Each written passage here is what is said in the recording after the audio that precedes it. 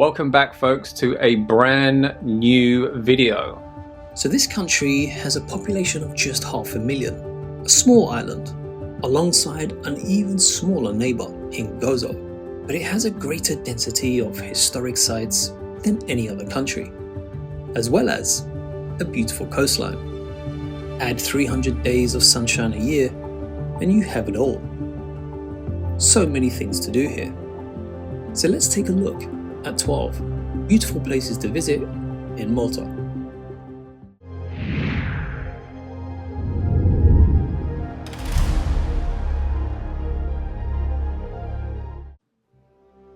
we start with number 1, Valletta. The elegant capital of the Republic of Malta. The entire city is testimony to the grandeur of the Knights of Malta, the European noblemen who were granted the Maltese islands by the King of Spain. And it's a perfect example of Baroque architecture. The standout here would be the St. John's Cathedral and bastions all built by the Knights of St. John. So it's a perfect city to walk around. Valletta is also the largest harbour in Malta. And if you head up to the gardens, you'll get incredible views of the Grand Harbour. The upper one is bigger, with a wonderful view over the 3 cities.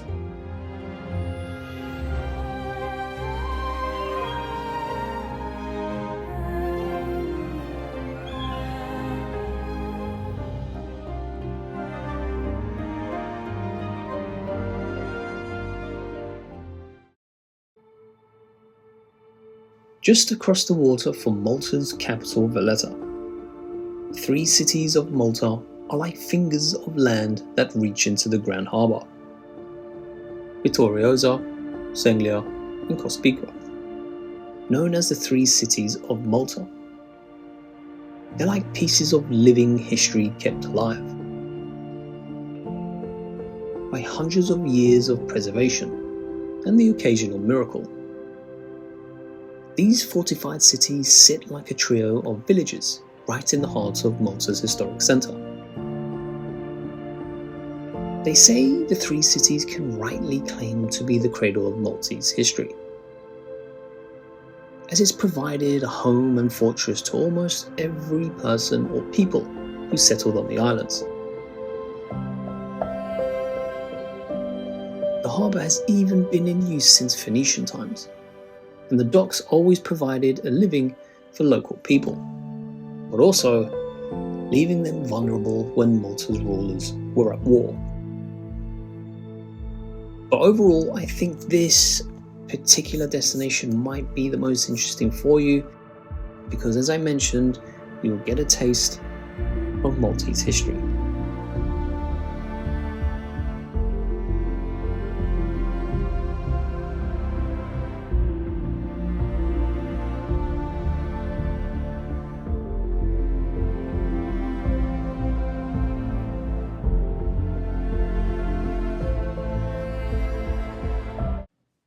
Number 3, Marsaxlokk. So this is a small traditional fishing village right in the southeastern region of Malta. It has a harbour and is a very big tourist attraction, known for its views, fishermen and its history. The town offers a selection of the finest fish restaurants on the island. So when you look at Malta as a whole, this is the type of destination where you would really take up the opportunity of sampling some of the local fish, but also for those peaceful walks around the coast and harbour, as well as for its secluded and untainted swimming zones in the area around Marsaxlokk. You'll especially enjoy the nightlife in the summer. So this type of holiday and atmosphere kind of reminds me of Greece.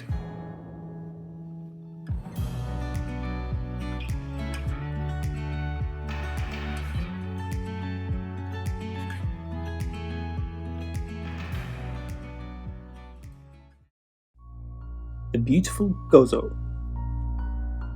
Compared to the rest, it's a much lesser known destination in Malta, and is the second largest of the Maltese islands.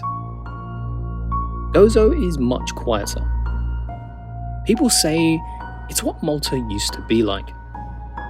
A rural area where time just seems to pass a little slower than in most other places. So to get to Gozo, you need to catch the Gozo ferry, which departs from Chikawa, the northernmost point of Malta. But most tourists come for the day and enjoy sights like the temples and the citadel, and an afternoon roaming the island will give you a nice feeling for a more traditional Malta.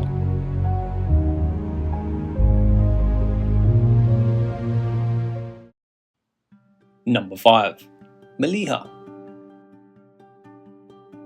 Located in one of the northernmost villages of main island Malta, and it overlooks Malta's largest sandy beach, called Meliha Bay.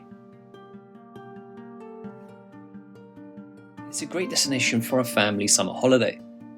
Easily accessible by public transport, the town is located in a more rural and quiet part of Malta, and is a very popular summer resort for locals as well as tourists looking to enjoy the holiday. And with a 10-minute drive, you can find another highlight, St. Agatha's Tower, or known as the Red Tower, a large bastion watchtower in Meliha, only a 10-minute drive away, and it was built in 1647 and 49 as the sixth of the Lascaris Towers.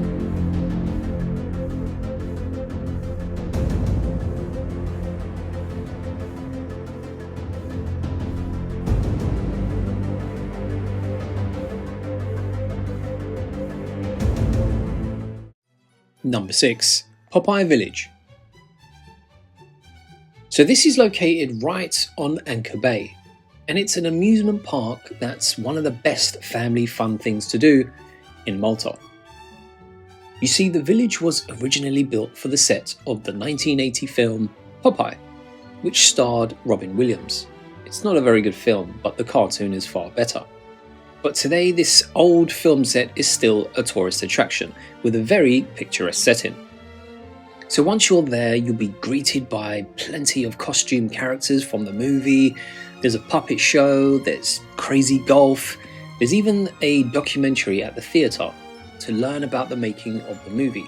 So it's a really good and solid day out, especially if you go with family. And if you're not with family, it's still just a random fun thing to do. And completely different from the many attractions in Malta.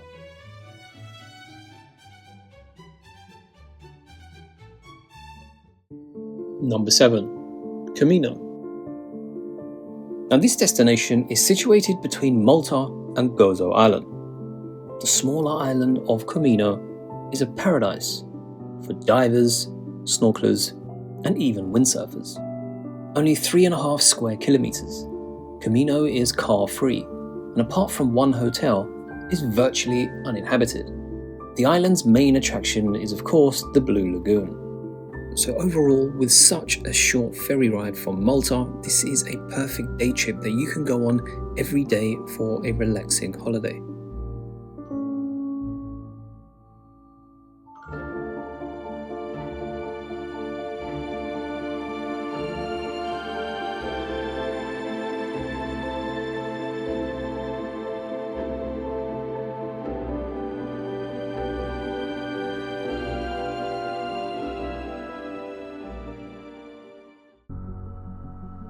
A day trip to the ancient walled city of Mdina is a must for anyone visiting Malta.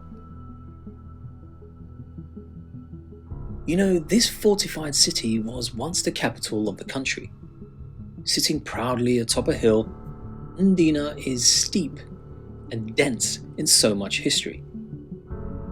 A city filled with many medieval buildings, narrow maze-like streets, imposing churches, and of course the beautiful squares. It kind of reminds me of Dubrovnik in terms of being a walled city.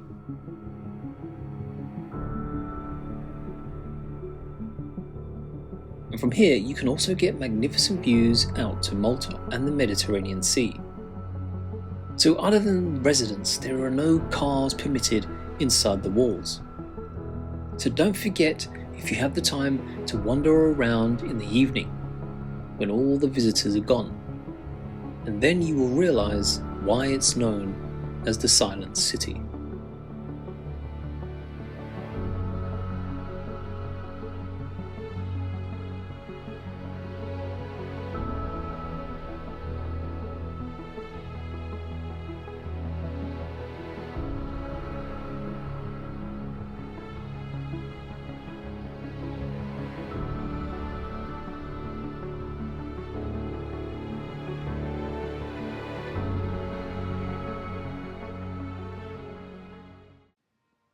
Number 9, Rabat. Just a few minutes walk from Mdina lies another must-see place in Malta, which is the town of Rabat. And this offers a little glimpse of Maltese suburban life, away from the hustle and bustle of Mdina. But here you will also find historic churches, catacombs and museums. So make sure you walk around the streets of Rabat. You may notice some of the scenes from Steven Spielberg's movie called Munich. But one thing to do is to visit St. Paul's catacombs. Only €6 for an adult ticket, and this is an ancient underground burial site used by the Romans.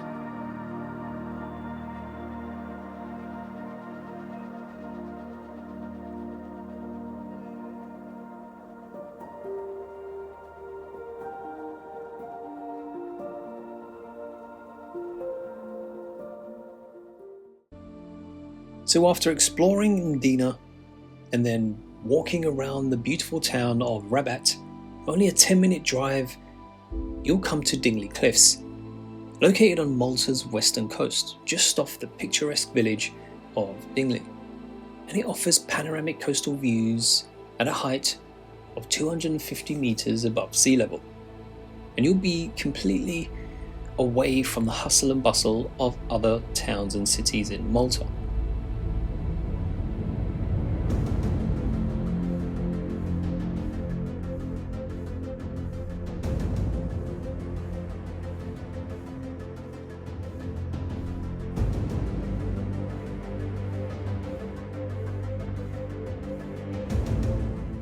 Number 11, the Blue Grotto.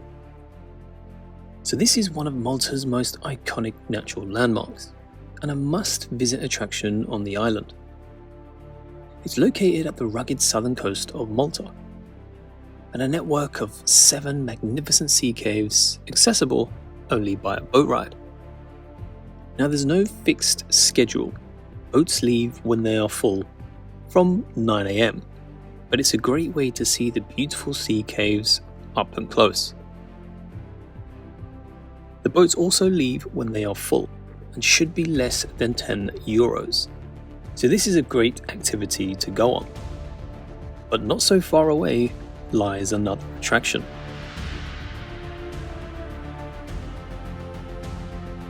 Ezaim and Nidra temples, 2 of the most popular prehistoric sites on the island.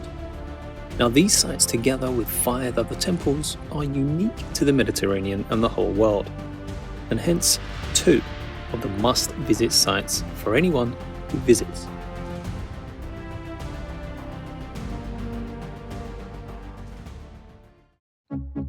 And finally, number 12, St. Julian's Bay. Now we've seen a lot of the family-focused destinations, but for those of you that want a little punch in your nightlife scene, St. Julian's is the place. It's a very thriving and busy resort town. Plenty of fun to do at night. So it's where most of the action is. Have fun.